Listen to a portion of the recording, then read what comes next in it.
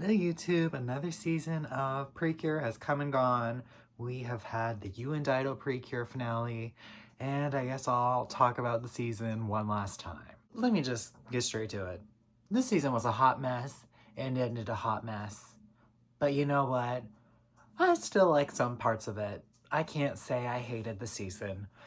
It was just a mess. So we got a few focused episodes on each of the characters before the final arc. We got a Christmas episode, we got a New Year's episode, and then all of a sudden, bam, we have the big bad showing up in the penultimate episode. And usually the last episode is just pure wrap up, but this time it had the big climax in it, and they just kind of threw the wrap up in at the end. The finale arc was very rushed. They needed at least another episode. And I've already made several comments this season about how the arcs were paced weird. We end off on a very oddly paced finale, so I feel vindicated in that. But you know what was really weird in this finale? They spent a lot of their wrap-up focusing on Pudurun and Melurun finally leaving the girls, only for them to do an adult flash forward, and they're just there with no explanation. So why did we do this? You could have used that time for better stuff, wrapping up the particular character arcs. But that brings me back to the characters this season, who I think have been very sidelined towards the end of the season. I think they all had great ideas introduced to their characters. Like, let's say Curewink, who I've said has been a highlight of this season. I think she got to have an arc that was very relevant to the story with her redeeming the villains. That really left an impact on me. And even in this finale, she got to be in the center of one of their action shots. I'm like, somebody on the staff really loves Curewink, because this doesn't just happen for any cure. I appreciate it though, shake it up. But they just drop in the flash forward that she's a songwriter now. Why didn't we see like a full songwriting episode? We could have gotten a whole other group song that was written by her. Such wasted potential. And then for Kokoro, Kyo Kyun Kyun, she had what was the best part of the season, her introduction and seeing her as a fan, and then her Mother's Day episode where we explore her family dynamic. We never saw her mother outside of that episode, really. I think we saw her once briefly, but we never revisited that family dynamic. That was pretty much her last hurrah as a character, and then she just got reduced to, oh, I'm the fangirl of the team. Just so much wasted. So yeah, they had nothing to wrap up, so they filled that time with this story thread that they kind of pulled out of nowhere, which would have been fine if they gave it like its own episode, but we don't have the time here.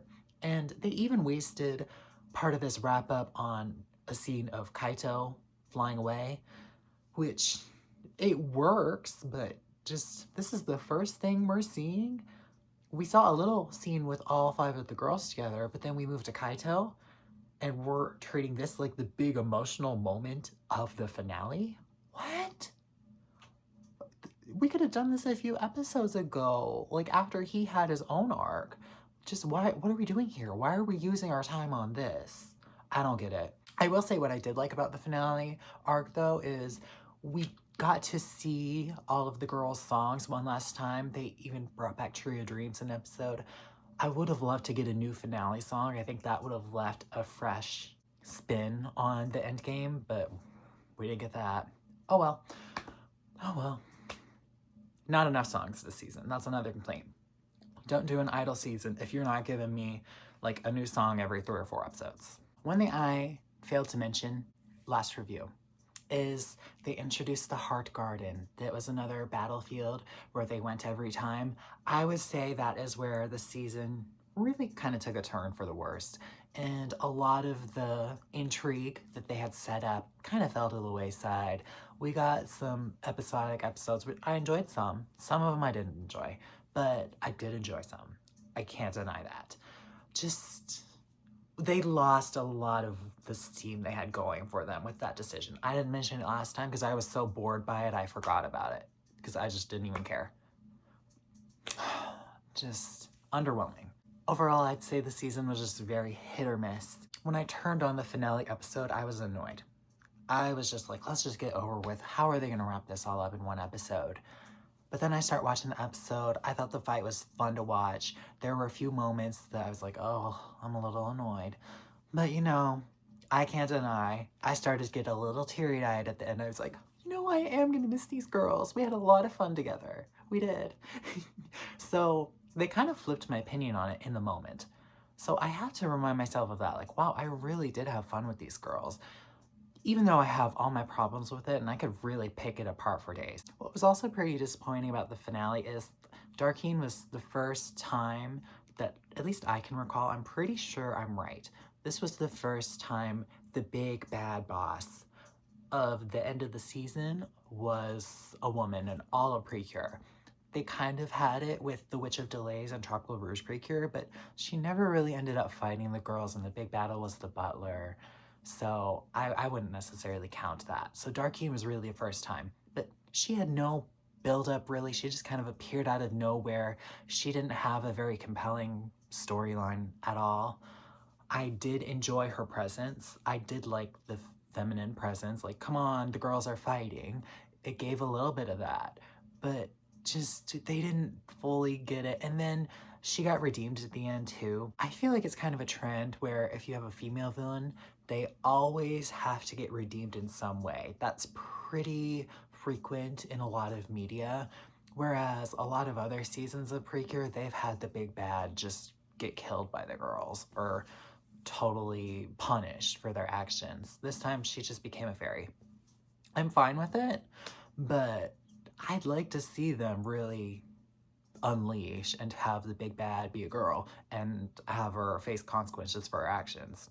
I just was not invested in Darkine. Honestly, I would have been more invested if they had Chakarine take a villainous turn and have her be the big bad that they fought at the end, because I was invested in her. We followed her from the start of the season. I did like what they did with her. I like how she got redeemed. I thought it was very compelling, and I'm glad that she got to live. I will say this about the season. I did enjoy their villains besides Darkine. I thought they were quite compelling, and I enjoyed seeing them all get redeemed when they did.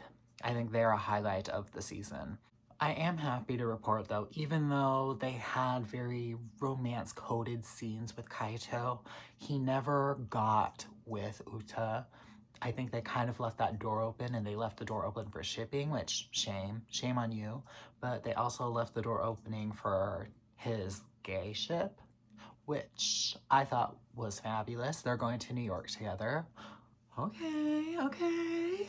I'll take the crumbs. We're living off of crumbs, but I'll take it. You know, they gave Kaito a lot of focus in this finale, and I was really just like, why? Why do we care so much about you? It took me out of it when they cut back to a shot of him. I just, get out of here. I was very worried they were gonna like pull a tuxedo mask and have him come in and save the day, but they kept him on the sidelines. I don't know. I got scared every time Kaito came on screen because of how they were handling it. But now that it's said and done, I can be like, okay, I did like his character. They didn't handle him the best, but I did like what I saw. Okay, Cure Idol, our lead Cure, I think she is not a very compelling lead Cure. I think she'll get lost with time. I don't think she was much of a standout this season. I think what I'll remember most about her is she kept singing that same melody, and it was very annoying, and I loved the episode where they commented on how she kept doing the same thing. That was funny. I think she got a lot of focus in this finale. I don't think it was like a happiness charge Precure situation where the other girls got totally sidelined, but they did have Cure Idol really take center stage, and I was kind of starting to side-eye a little bit. But just when I was gonna be like, this is just ridiculous, when all the girls were trapped in their crystals for like half the episode, they finally broke out and they all got to have their big moment together. Like, thank God. Oh, but I was really like, oh no, bring the other girls back for a second. I don't hate her. I enjoyed her, but I don't think she's a standout character in the season or in the wider span of Precure. You know who's going to be the most forgotten for me this season? Is going to be Puridun Kyun. Just totally fell off the map, had nothing to do after the initial Cure debut arc, which was a bit of a trend this season, but I think Kokoro fended a little better because she came first, and she also wasn't outshined by her duo partner. So speaking of Menodon Cure Kiss, she had the most intrigue going into the finale because we know she had her darkness connection, and they touched on that a little bit in her focus episode right before the big final fights, but nothing really came from it. I was waiting for like a good twist to come and like connect a Darkeen to her. It just didn't quite happen. Just like wasted potential here. But overall, no, I think she's a fantastic character. She started off pretty obnoxious, and I think they kind of had her in that obnoxious space for a bit too long. And then when she was finally all better, that's when the season started to get a little bit of a slog. But I think when I look back on the season, I'll look back on Cure Kiss fondly and be like, you know what? You had a lot going on, and you were a big point of intrigue, and you were in a lot of the best elements of this season. So I think I'll look back on her fondly. Overall, this season was not as good as Wonderful Precure. I was hoping it would have the same, just getting better and better and better as it goes along. It did not have that. It got better, then it kind of got like, oh, no. Just a bit of a mess of a season. Messy, but charming. That's how I'll describe it. It's definitely going to be in the lower part of my rankings. I did place it into my rankings, but I don't know. I think I'll hold off on that for now. Maybe I'll do another video on it, or maybe I'll just wait until I have another season to throw in the rankings too. But it's in the lower half. Let's see how time treats it. And I'll always look back on this season fondly. And I'll always think about the season because I got some merch for it. So we do have the Detective Precure season coming this week. I am very excited for this season. I don't think I'll talk about it now, just keep the focus on what's present. But I think I will be back to talk about that pretty soon. Pretty soon. I look forward to talking about that. I'm very much anticipating that. I like what I'm seeing so far. That's what I'll say. So until next time, stay tuned. Bye.